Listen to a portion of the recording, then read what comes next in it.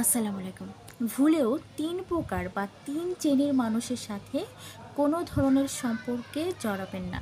Number ১, যে আপনার নামে মিথ্যা কথা বলে। আপনার অগোচরে আপনার নামে গীবত এবং কুৎসা রটনা করে। এই শ্রেণীর লোকের থেকে সবসময় দূরে থাকবেন।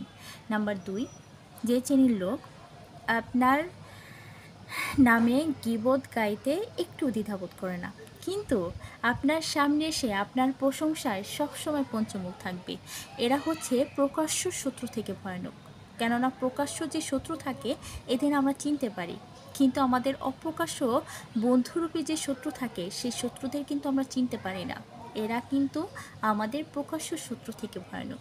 এই কারণে এই প্রকার মানুষের কাছ থেকে সবসময় ১০০ হাত দূরে থাকবেন।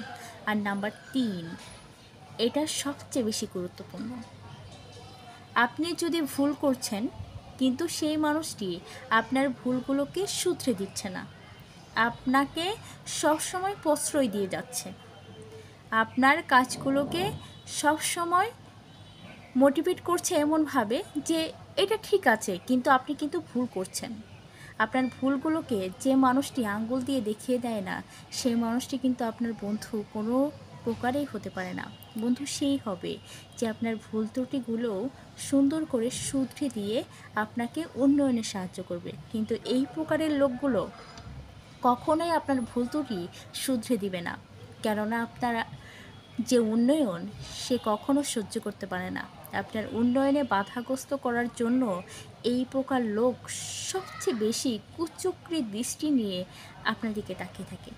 সো সাবধান এই প্রকার লোক থেকে।